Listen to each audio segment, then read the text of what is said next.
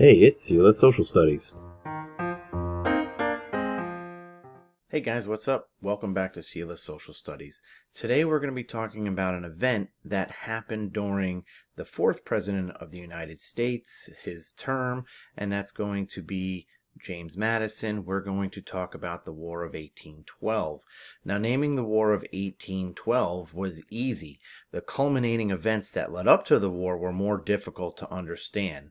But for 2 years, the United States and Britain were waged in war on the ocean and on the mainland United States in America's second major conflict with Great Britain.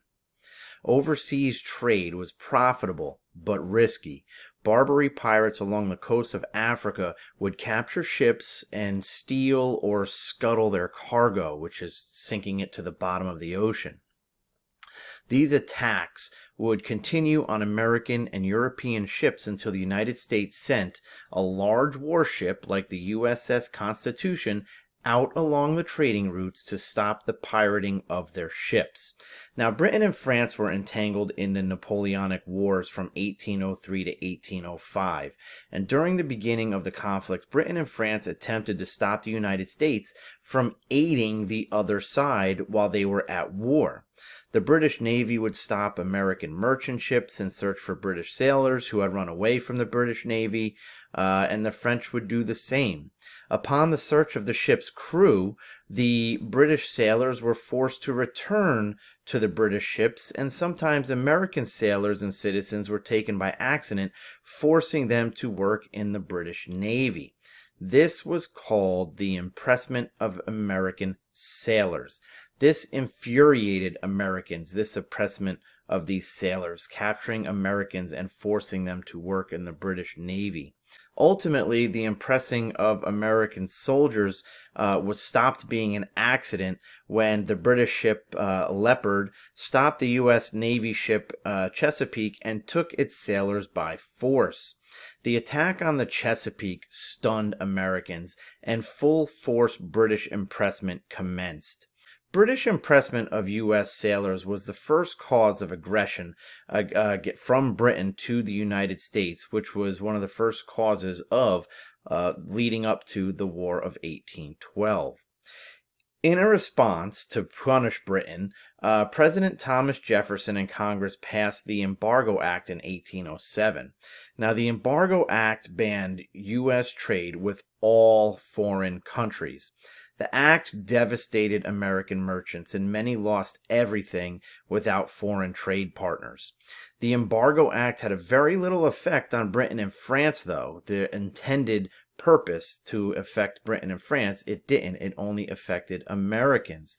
And to try to rectify this situation for the merchants, Jefferson would replace the Embargo Act with the Non-Intercourse Act of 1809. This would only ban trade with Britain and France and all of their colonies, and the United States would resume trading with the first side that stopped violating American neutrality. The Non-Intercourse Act was no more successful than the Embargo Act. So at the beginning of 1809, James Madison was elected president, and almost immediately skirmishes and battles were being fought across the United States. British settlers and Native Americans were clashing with American settlers over land in the West. The British were arming the natives across the western frontier, with a native, a Swanee chief named Tecumseh, emerging as a leader. He was a brilliant speaker and leader who hoped that he could unify the native nations in the North, South, and West to attack and defeat the American settlers and the U.S. Army. Tecumseh founded a village near Tippecanoe River in Indiana. And now, then Governor William Henry Harrison warned Tecumseh not to resist the power of the United States. In 1811, Harrison was worried that if Tecumseh had the backing of the British, that he could become a serious threat to the United States in the West. Harrison led the U.S. Army on an attack on Tippecanoe and was victorious. Tecumseh survived the attack and fled into Canada.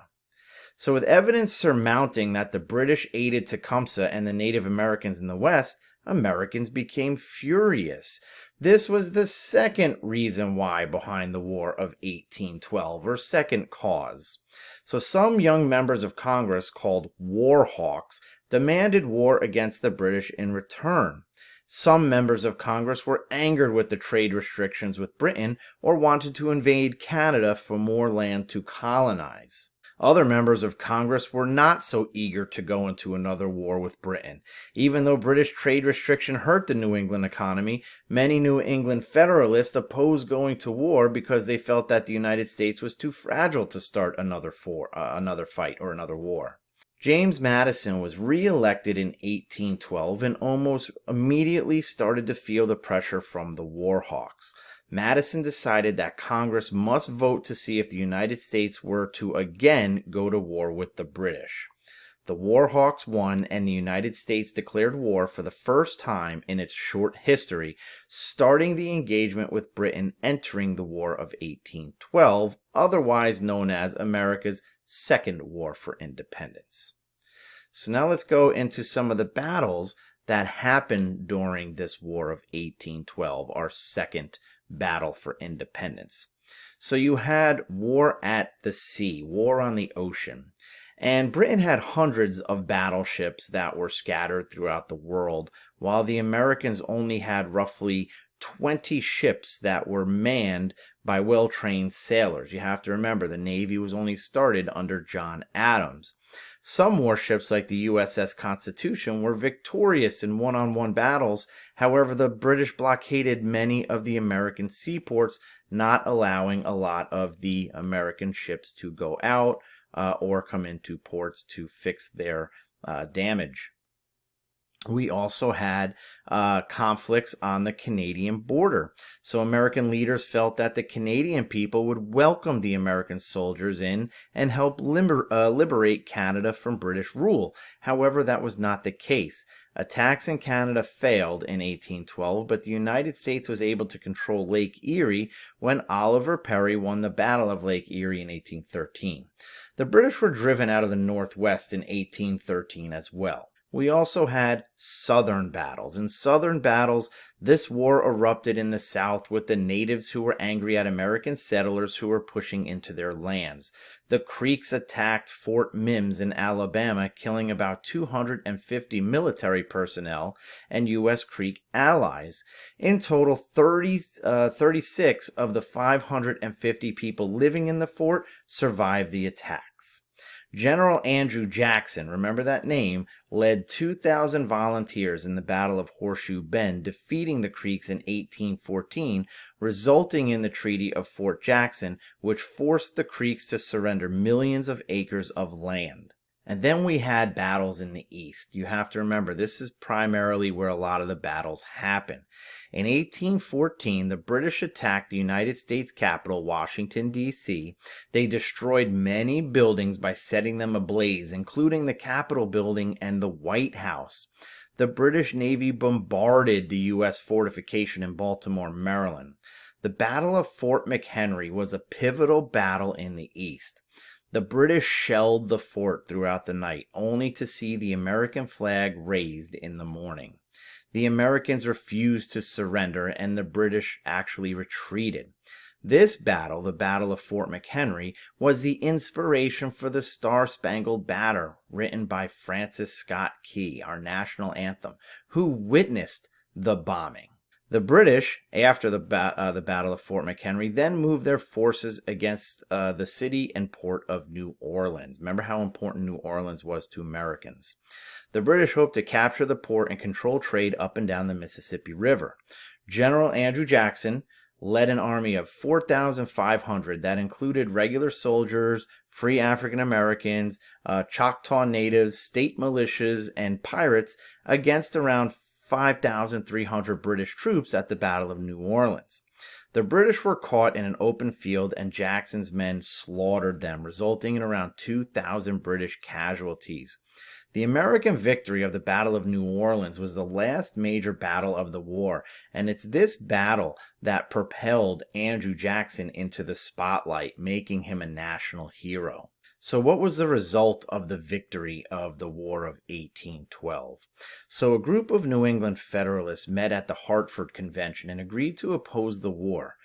They were trying to revive their Federalist Party, but the war ended before they were able to meet with Congress, and this ill-timed effort led to the Federalist Party losing much of its remaining power. And on December 24th, 1814, the United States and Britain signed the Treaty of Ghent, effectively ending the War of 1812. Some results of the treaty were that each nation returned conquered territories, a great feeling of patriotism amongst Americans, and Native American groups were effectively broken. The biggest result of the War of 1812 was the lack of goods during the British blockade boosted American manufacturing, resulting in the beginning of the first industrial revolution. So we can trace our roots of our first industrial revolution to the fact that Britain tried to keep us on our own. When we couldn't trade outwards, we had to build inwards. I'll see you next time.